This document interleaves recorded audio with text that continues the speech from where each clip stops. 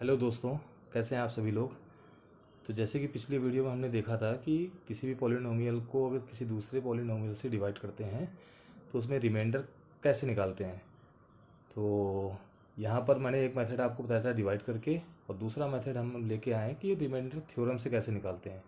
तो अगर आपने पढ़ा होगा तो 6, 7, 8 में भी पढ़ा होगा कि रिमाइंडर थ्योरम होती क्या है। रिमाइंडर थ्योरम कुछ नहीं है, आपने पढ़ा होगा कि dividend equals to divisor multiply quotient plus remainder होता है, तो सबको पता होगा। अब यहाँ पर अगर एक्स स्क्वायर प्लस 3x-2 को x+1 से डिवाइड करेंगे तो x square plus 3x-2 dividend हो जाएगा, x+1 डिवाइजर हो गया, और q से हमने क्वोशिएंट लिख दिया और रिमाइंडर हमने मान लिया c बचेगा। ये डाल दिया इक्वेशन नंबर 1। अब अगर x+1 से डिवाइड कर रहे हैं तो जिस पॉलिनोमियल से आप डिवाइड करोगे उस पॉलिनोमियल को 0 के इक्वल आप एज्यूम कर लो। क्यों एज्यूम करेंगे ये मैं नेक्स्ट वीडियो में और पिछली वीडियो में भी मैंने आपको बता रखा है, और नहीं समझ में आए तो मैं एक वीडियो और डाल दूंगा। तो x इक्वल्स टू आ जाएगा -1। अब ये x की वैल्यू आप इक्वेशन नंबर 1 में दोनों साइड में रख दो। रखने पर हमें c की वैल्यू मिली -4, और c हमारा क्या था, रिमाइंडर था। तो रिमाइंडर हो गया इस क्वेश्चन का -4। इसी तरह दूसरा क्वेश्चन देखिए कि अगर x की पावर 5 को अगर x स्क्वायर -9 से डिवाइड करेंगे तो रिमाइंडर क्या होगा। अगेन वही रिमाइंडर थ्योरम से करेंगे, सेम फॉर्मूला लिख दिया, dividend equals to divisor multiply quotient plus reminder.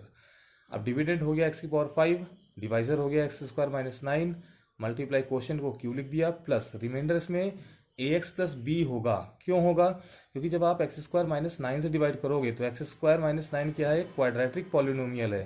तो जब भी आपका रिमाइंडर बचेगा वो क्या बचेगा, एक लीनियर पॉलिनोमियल। क्यों, क्योंकि लीनियर पॉलिनोमियल का जो स्टैंडर्ड फॉर्म होता है वो होता है एक्स प्लस बी। अब क्वाड्रेटिक में जो वेरिएबल की पावर होती है, डिग्री होती है, वो 2 होती है, तो 2 से तो कम ही बचेगा। इसलिए क्वाड्रेटिक अगर पॉलिनोमियल से किसी को डिवाइड करेंगे तो हमारा हरदम लीनियर पॉलिनोमियल बचता है। लीनियर पॉलिनोमियल से डिवाइड करेंगे तो हमारा कांस्टेंट बचता है। तो फिर वही एक्स स्क्वायर -9 से आप डिवाइड कर रहे हो तो एक्स स्क्वायर -9 को आप 0 मान लो। इससे एक्स की वैल्यू निकल के आएगी 3 और -3। क्यों, क्योंकि 9 का जो स्क्वायर रूट होता है वो +3 भी होता है और -3 भी होता है। अब x की वैल्यू एक बार 3 रखेंगे इक्वेशन नंबर 1 में दोनों साइड, तो मुझे मिल गया equation number 2, 243 equals to 3a plus b. इसके बाद हम क्या करेंगे, x की वैल्यू -3 रखेंगे इक्वेशन नंबर 1 में, तो मुझे इक्वेशन मिल जाएगी -20, 243 equals to -3a plus b. ये इक्वेशन नंबर 2 और 3 को जब मैं सॉल्व करूंगा तो मैं इन दोनों इक्वेशन को ऐड कर दूंगा। ऐड करने से क्या होगा, 3a क्या होंगे, कैंसिल आउट हो जाएंगे। तो b की वैल्यू यहाँ से फाइंड आउट हो गई 0। अब 0 जो है, b की वैल्यू जो 0 आई है, ये किसी भी आप इक्वेशन में रख दो, आप इक्वेशन नंबर 2 या 3 में, तो मुझे a की वैल्यू फाइंड आउट हो जाएगी। तो a की वैल्यू मिल गई 81। तो रिमाइंडर आपका क्या था, ax प्लस b। तो a की वैल्यू 81 रखेंगे तो 81x प्लस b की वैल्यू 0, दोनों को ऐड करेंगे तो आएगा रिमाइंडर 81x। तो इस तरह के क्वेश्चन बहुत ही अच्छे होते हैं। अगर आपको और भी कोई डाउट है तो कृपया कमेंट करके आप पूछ सकते हैं। Thank you so much.